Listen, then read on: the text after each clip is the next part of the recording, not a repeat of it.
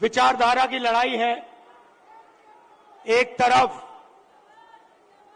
Congress party,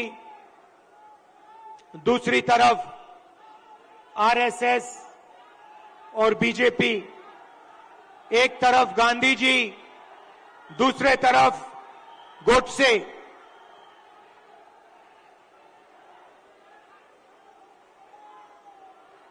ये भैया इनको दिखाई नहीं दे रहा है। भैया प्रेस वाले थोड़े नीचे हो जाएं तो लोगों को दिखे।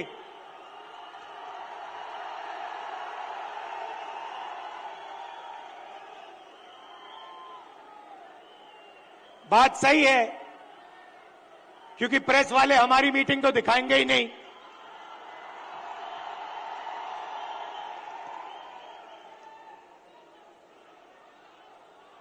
तो एक तरफ गांधी जी, दूसरी तरफ गोडसे, एक तरफ नफरत और हिंसा, अहंकार, और दूसरी तरफ मोहब्बत, आदर, भाईचारा। अब देखिए, जहां भी ये जाते हैं नफरत फैलाते हैं, गुस्सा पैदा करते हैं। अब हुआ क्या? अब मध्य प्रदेश में, मध्य प्रदेश का युवा, मध्य प्रदेश का किसान इनसे नफरत करने लग गया है। जो उन्होंने जनता के साथ किया, अब जनता उनके साथ कर रही है। और इसीलिए हमने ये 7 यात्राएं, जन आक्रोश यात्राएं मध्य प्रदेश में निकाली हैं। इससे पहले भारत जोड़ो यात्रा में कन्याकुमारी से हम कश्मीर तक चले और मध्य प्रदेश से पैदल निकले। कमलनाथ जी, कितने किलोमीटर चले थे हम यहां? नहीं, मध्य प्रदेश में टोटल कितने चले थे?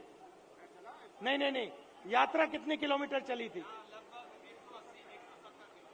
लगभग 180 किलोमीटर। हाँ, ये देखिए, 370 किलोमीटर हमारी यात्रा मध्य प्रदेश में चली थी। किसानों से मिले, युवाओं से मिले, माताएं बहनों से मिले। मुझे सिर्फ 2-3 बातें कही। सबसे पहले, मध्य प्रदेश हिंदुस्तान में भ्रष्टाचार का सेंटर है, एपी सेंटर है। और जितना भ्रष्टाचार बीजेपी के लोगों ने मध्य प्रदेश में किया है, पूरे देश में ये नहीं किया है। बच्चों के फंड्स, मिड डे मील के फंड्स, स्कूल यूनिफॉर्म के फंड्स चोरी किए। महाकाल कॉरिडोर में बीजेपी ने पैसा चोरी किया। व्यापम स्कैम को आप सब जानते हो। 1 करोड़ युवाओं को इन्होंने नुकसान पहुंचाया। एमबीबीएस की सीट्स बेची जाती हैं और पेपर लीक किए जाते हैं। यह इनका राज है। दूसरी बात, किसानों ने अपनी बात बताई। किसानों ने कहा, और यहां आप सोयाबीन उगाते हो, आप इसको सबसे अच्छी तरह समझोगे कि हमें मध्य प्रदेश की सरकार सही दाम नहीं देती है। अब आप जाइए, छत्तीसगढ़ में जाइए, पास जाइए, दूर नहीं है। छत्तीसगढ़ जाइए और छत्तीसगढ़ के किसी भी किसान से आप पूछिए, छत्तीसगढ़ में धान के लिए किसानों को कितना पैसा मिलता है, कांग्रेस की सरकार कितना पैसा देती है। हमने वायदा किया था 2,500 रुपए धान के लिए दिए जाएंगे और छत्तीसगढ़ में जो हमने वायदा किया वो हमने वायदा पूरा करके दिखा दिया। मध्य प्रदेश में कर्जा माफी का वायदा किया, छत्तीसगढ़ में किया, राजस्थान में किया, कर्नाटक में किया। हर स्टेट में हमने कर्जा माफी की थी। यहां पे कमलनाथ जी कर्जा माफ करवा रहे थे और यहां आपको धोखा देके आपकी सरकार को बीजेपी वालों ने चोरी की। सही बात है।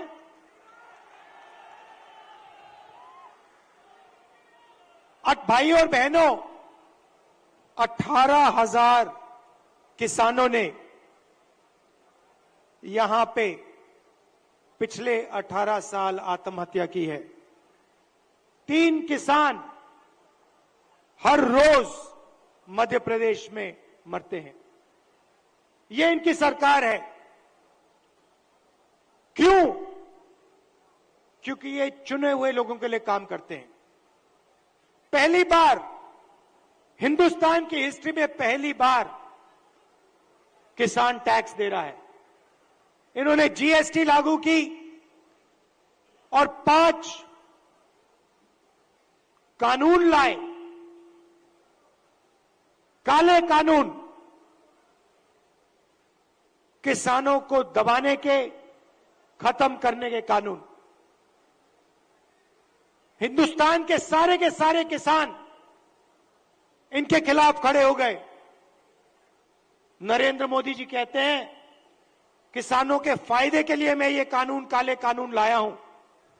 अगर किसानों के फायदे के लिए कानून लाए तो किसान सड़क पे क्यों उतरे हैं?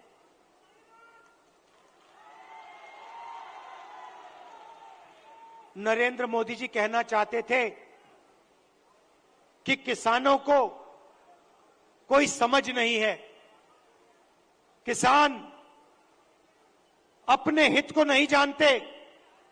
नरेंद्र मोदी कहना चाहते थे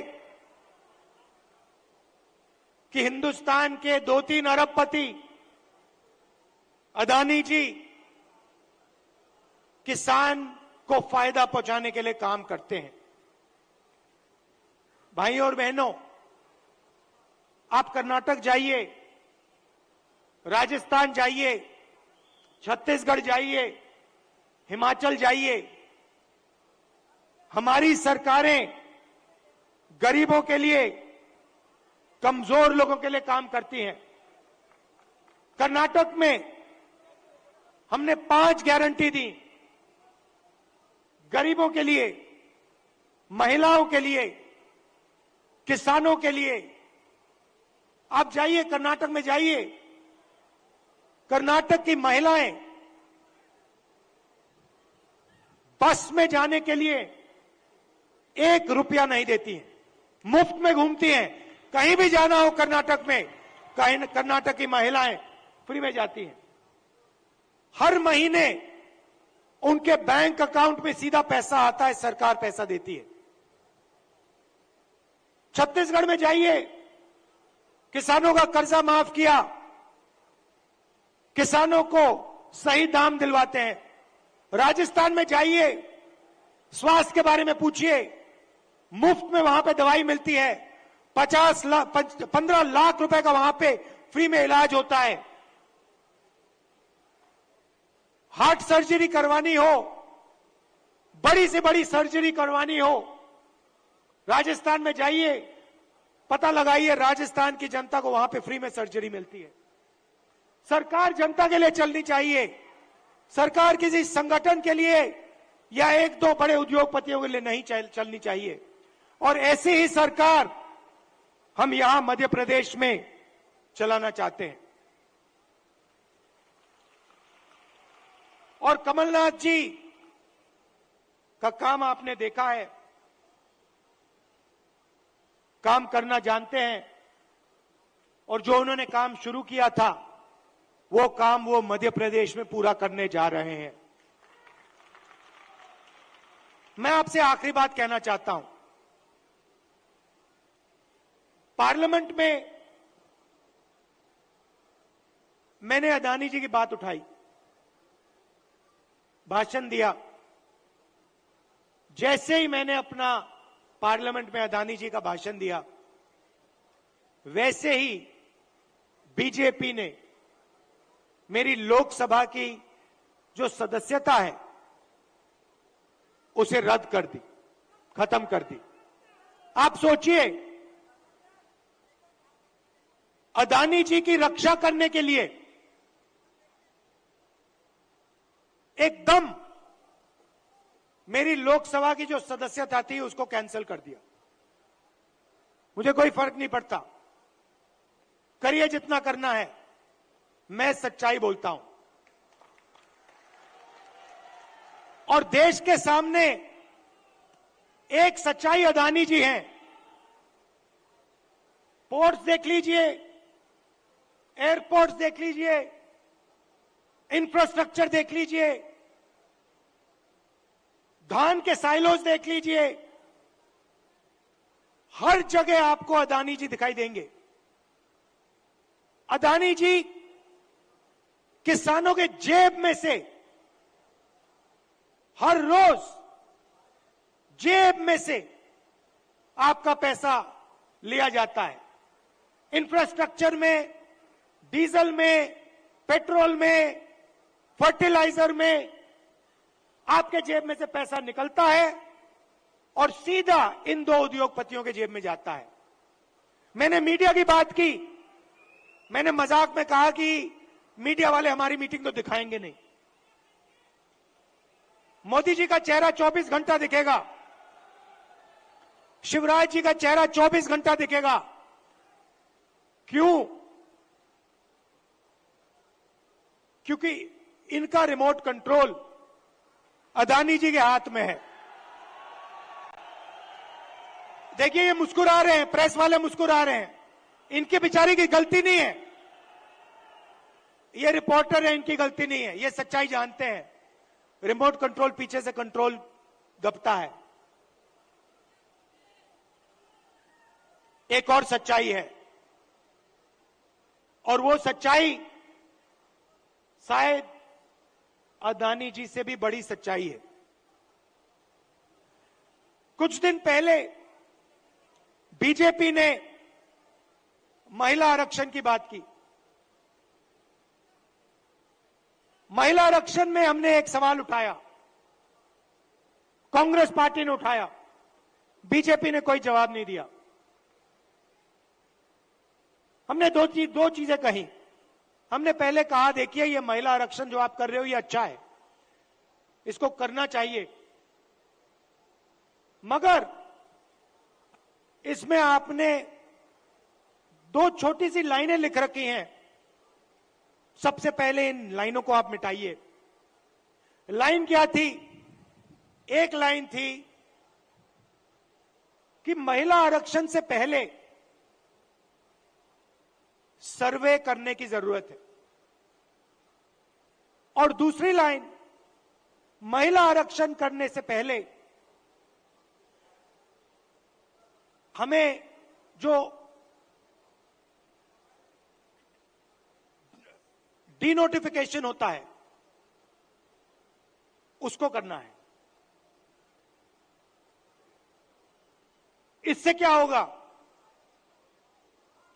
इससे महिला आरक्षण 10 साल बाद होगा, आज नहीं होगा। तो हमने कहा पहले ये दो लाइनों को आप बदलिए, और उसके बाद हमने और भी गहरी चीज कही और सवाल पूछा कि महिला आरक्षण में ओबीसी आरक्षण क्यों नहीं है?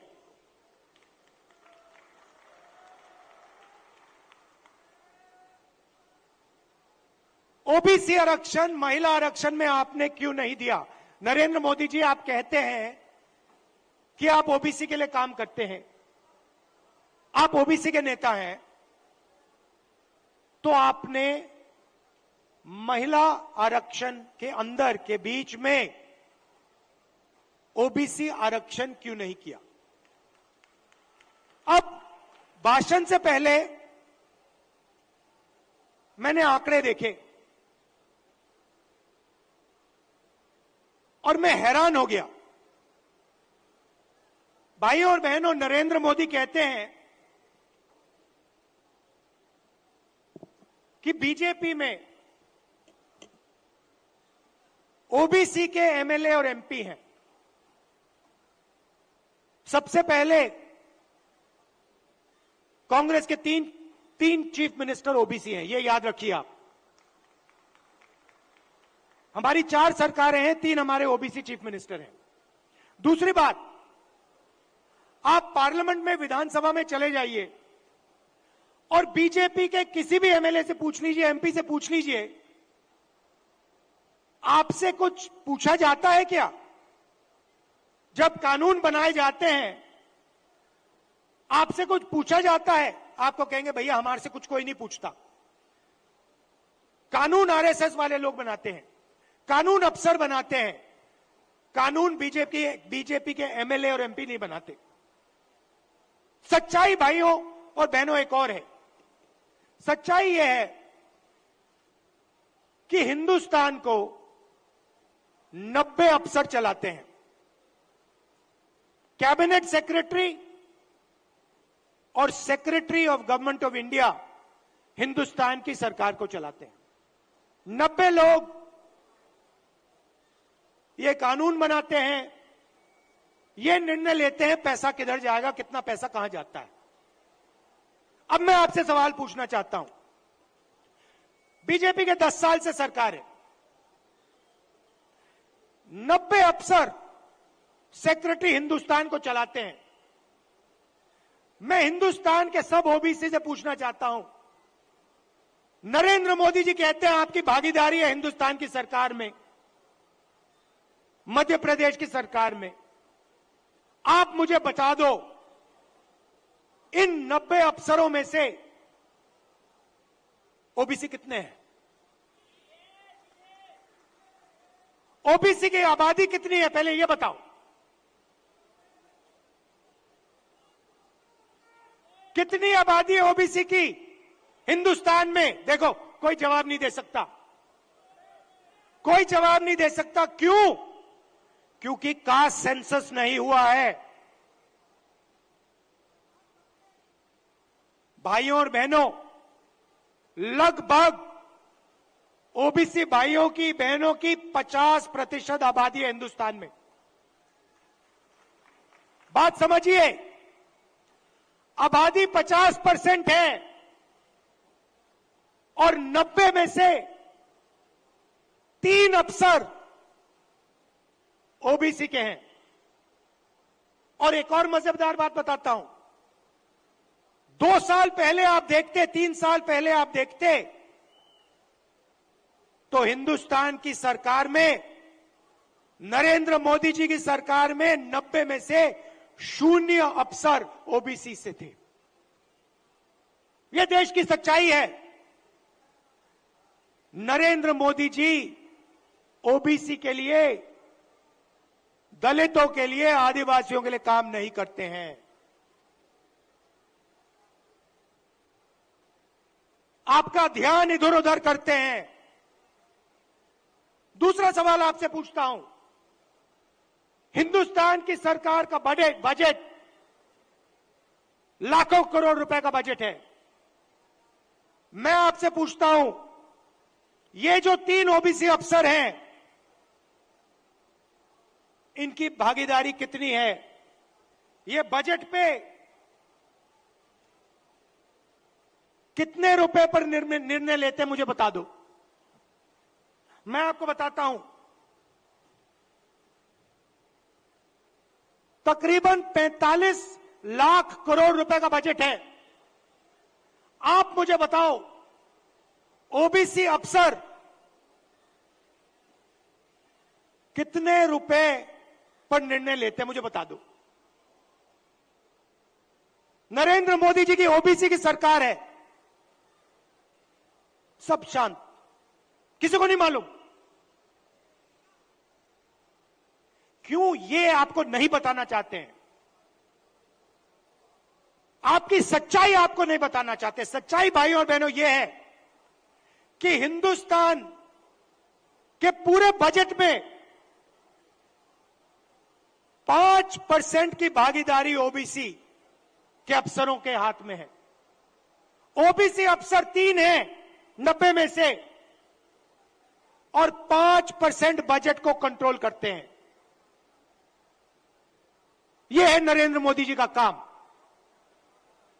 नरेंद्र मोदी जी ओबीसी की सरकार नहीं चलाते हैं। नरेंद्र मोदी जी का काम जो आरएसएस ने उनको दिया है, आपका ध्यान इधर उधर करने का है, नफरत फैलाने का है, हिंसा फैलाने का है। अगर सचमुच में नरेंद्र मोदी जी ओबीसी के लिए काम करते थे तो 90 में से 3 अफसर ओबीसी के कैसे हैं? 3-4 साल पहले एक भी अफसर नहीं था ओबीसी का। हिंदुस्तान को तो ये चलाते हैं। शिक्षा में कितना पैसा जाएगा, स्वास्थ्य में कितना पैसा जाएगा, नरेगा कैसे बनेगा, भोजन का अधिकार कैसे डिजाइन होगा, ये तो इन 90 अफसर निर्णय लेते हैं। भाई और बहनों, ओबीसी की सरकार नहीं है। और देखिए, जैसे ही मैं ये बात कहता हूं, आप नोट करना, आज मैंने यहां खुले में यह बात बोली है, ये सारे के सारे टीवी कैमरा बंद हो जाएंगे।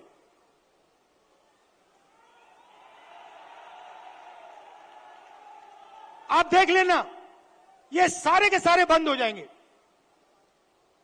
क्योंकि जो सच्चाई है देश की, कि ये जो सारी की सारी लूट हो रही है,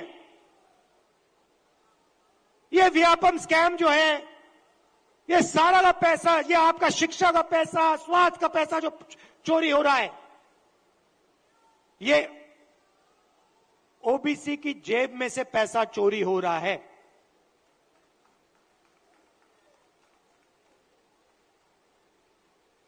ये मैं आपसे कहना चाहता था, इसको आप मत भूलिए। सबसे जरूरी चीज,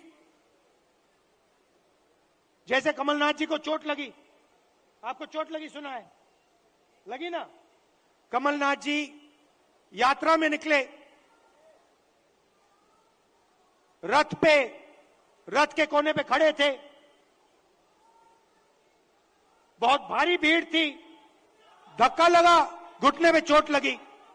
कमलनाथ जी जैसे ही आप अस्पताल गए, पहला काम क्या हुआ? डॉक्टर ने पहला काम क्या किया बताइए?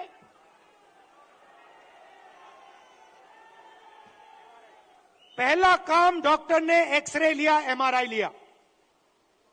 उसके बाद डॉक्टर ने कहा हां, घुटने में यह प्रॉब्लम है। अब मैं यही बात कह रहा हूं, सब लोग कहते हैं हिंदुस्तान में ओबीसी है, दलित है, जनरल है, आदिवासी हैं, मगर जब हम सवाल पूछते हैं ओबीसी कितने हैं, जनरल कितने हैं, दलित कितने हैं, आदिवासी कितने हैं, कोई जवाब नहीं दे पाता। देखो, मैं पूछता हूं, भैया ओबीसी कितने हैं हिंदुस्तान में? कोई नहीं दे सकता। तो मैं ये कह रहा हूं कि अब वो समय आ गया है कि हमें हिंदुस्तान का एक्सरे करना है। यह पता लगाना है कि अगर 90 अफसर हिंदुस्तान को चला रहे हैं और उसमें से 5% भागीदारी ओबीसी को मिल रही है, तो क्या ओबीसी की आबादी 5% है? क्या हो ही नहीं सकता। तो अगर उनकी आबादी 5% नहीं है, अगर उनकी आबादी 50% है, तो उनका 5% बजट पे कंट्रोल क्यों है? उनका 50% बजट पे कंट्रोल क्यों नहीं है? अब जब मैं ये सवाल उठाता हूं बीजेपी के लोग कांपने लग जाते हैं, नरेंद्र मोदी जी भाग जाते हैं, अमित शाह जी कुछ और कहते हैं, हिंदू मुस्लिम कहेंगे, नफरत फैलाने की कोशिश करेंगे। भाई और बहनों, देश के सामने एक ही मुद्दा है, कास्ट सेंसस। ओबीसी कितने हैं और उनकी भागीदारी कितनी होनी चाहिए, यह हिंदुस्तान के सामने सबसे बड़ा सवाल है। और कांग्रेस पार्टी की हिंदुस्तान में सरकार है, पहला काम यह हम करके दिखाएंगे। अब बीजेपी के पास मजे की बात सुनिए, कास्ट सेंसस कांग्रेस पार्टी ने किया, जब हमारी सरकार थी हमने किया। सारे के सारे आंकड़े नरेंद्र मोदी जी के पास हैं। हिंदुस्तान में कौन सी जात की कितनी आबादी है, हिंदुस्तान की सरकार जानती है। हिंदुस्तान में ओबीसी कितने हैं, हिंदुस्तान की सरकार जानती है। नरेंद्र मोदी हिंदुस्तान के ओबीसी को यह बताना नहीं चाहते हैं कि आप कितने हो, क्योंकि वो आपको भागीदारी नहीं देना चाहते हैं, वो आपको सच्ची शक्ति नहीं देना चाहते हैं। वो आपके लोगों को विधानसभा में बैठा देते हैं, मगर फिर उनको बिल्कुल चुप करा देते हैं। हम चाहते हैं कि सबकी भागीदारी हो, किसानों को सही दाम मिले। ये सबका हिंदुस्तान है, 2-3 उद्योगपतियों का नहीं है। इसीलिए हमारा पहला काम कास्ट सेंसस होगा, और जैसे ही हमारी सरकार आएगी हम देश को बता देंगे इस देश में कितने ओबीसी हैं, कौन से कितने जात की आबादी है। ये अगर हमें सचमुच में हिंदुस्तान की जनता को शक्ति देनी है, तो जैसे कमलनाथ जी का एक्सरे हुआ था, एमआरआई हुई थी, वैसे ही हम हिंदुस्तान का एमआरआई, हिंदुस्तान का एक्सरे करा के देंगे। आप सबका दिल से बहुत बहुत धन्यवाद। नमस्कार, जय हिंद। राहुल गांधी, बहुत बहुत धन्यवाद। सबसे पहले राहुल जी का मेरा निवेदन है सबसे कि 2 मिनट ये स्वाति शिक्षक भी आए और यहाँ पे पार्षद। एक और बात, कमलनाथ जी ने मुझे याद दिलाया। देखिए, कमलनाथ जी ने यहां पे 27% रिजर्वेशन ओबीसी को दिलवाया था, कानून पास किया था, और बीजेपी के लोगों ने पीछे से उसे रद्द किया।